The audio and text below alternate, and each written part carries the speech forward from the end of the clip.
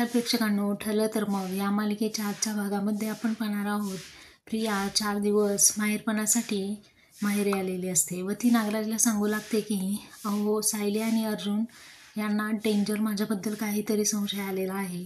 सायलीने video recording चालू ठेवून स्वतःचा मोबाईल माझ्या रूममध्ये तिथे ठेवला होता. हे ऐकताच नागराजला देखील धक्का बसतो. तेव्हा तो म्हणतो की तिच्या हाती काही लागलं का? आता लगेच नागराज असं तिला विचारतो. प्रिया म्हणते की हे मला नाही माहिती, पण ना आता खूप अलर्ट राहावं लागेल, नाहीतर अर्जुनला माझ्याकडूनच साक्षीने खून करून घेतला आहे याचे पुरावे मिळतील. तेव्हा नागराज म्हणतो की शिव, बोल की जरा. अगं साक्षी नाही, तू फसावलं ॲक्च्युली, एवढे मात्र नक्की आहे. प्रिया घाबरते. इतक्यात रविराजचा आवाज येतो. रविराज तिथे आलेला असतो आणि विचारतो की काय गं, तुला कोण फासावर लटकवायला निघाले आहे? मला सुद्धा कळू दे ना. तेव्हा फासावर असं नागराज विचारतो. तोही जरा घाबरलेला असतो. तो लगेच नागराज म्हणतो की अरे दादा, सुमनचं चाललंय विषय, प्रकरण सुमनचं आहे. ती पराठे बनवते ना, मग ती म्हटली की तन्वीला जर तू पराठे नाही खाल्ले तर सुमन तुला फासावर लटकवेल. तेव्हा रविराज म्हणतो की माझी मुलगी माहेरी आली आहे. अरे मग तिचं थोडं गोडाधोडाचं कौतुक तर होणारच ना. तेव्हा आता प्रिया लगेचच म्हणते की बाबा, मला माझ्या घरी ना तुमची खूप आठवण येते. कसं सांगू तुम्हाला बाबा, मला ना माझ्या घरची खूप आठवण येत आहे, तुम्हाला कसं सांगू. त्यावेळी रविराज तिला विचारतो की अगं, 4 दिवसच झाले तुझ्या लग्नाला, लगेच तुझं घर झालं का ते? असं म्हणून तो तिच्यावरती हसतो. रविराज जरा इमोशनल झालेला असतो आणि म्हणतो की बाळ, माझ्यामुळे तुझं माहेर दुरावलं होतं, पण सॉरी. मग त्यावेळी प्रिया म्हणते की बाबा, आता ते काहीच आठवू नका, कारण जे झालं नाही ते झालं.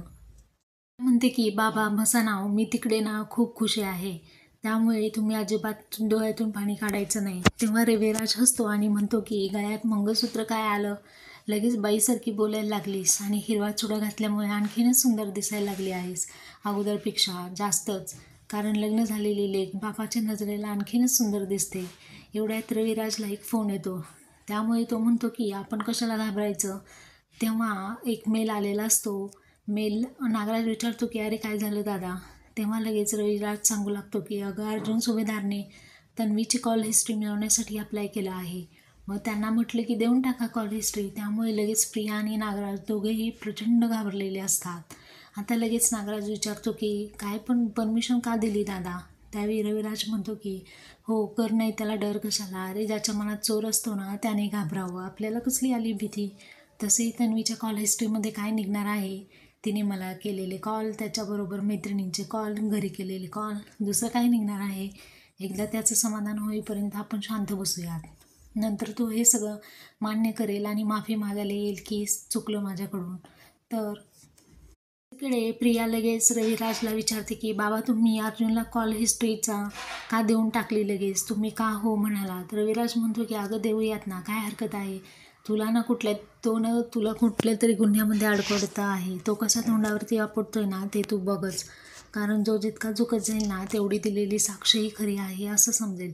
प्रिया आणि नागराज खूपच घाबरलेले असतात. त्यांना काय करावं सुचत नाही. नागराज म्हणतो तसंही तन्वीच्या कॉलमध्ये लपवण्यासारखं तरी काय असणार आहे दादा. मला कसं वाटतं ना, तो नाचवतोय आणि आपण नाचतोय असंही व्हायला नको आहे. रविराज किल्लेदारांच्या मुलीवरची संशय घेतला आहे. रविराज किल्लेदार, अरे दादा, हा तुझा अपमान नाही का? त्यावेळी रविराज म्हणतो की नाही रे, ही कोर्टाची प्रोसिजर आहे, त्यामध्ये कसलं अपमान वगैरे काही नसतं. प्रिया आता मनाचाच विचार करू लागते की हा माझा खोटा बाप सुळावर चढवल्याशिवाय गप्प बसणार नाही की काय. तेव्हा प्रतिमा लगेच विचारते, तन्वी, कॉल रेकॉर्डिंगमध्ये अर्जुनला मिळू नये असं काही नाही ना, तू काही चुकीचं तर केलेलं नाही ना?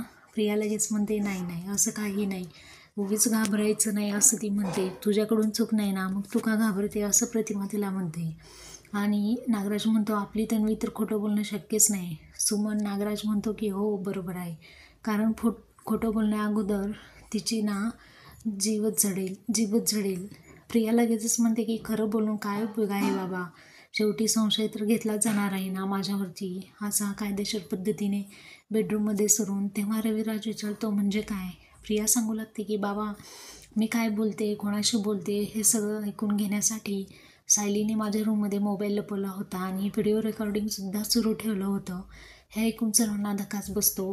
व्हिडिओ कॅमेरा सुरू होता आणि सगळं काही शूट होत होतं.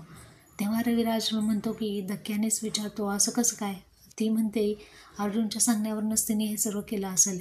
हे प्रकरण रविराजलाही खूप धक्का बसलेला असतो.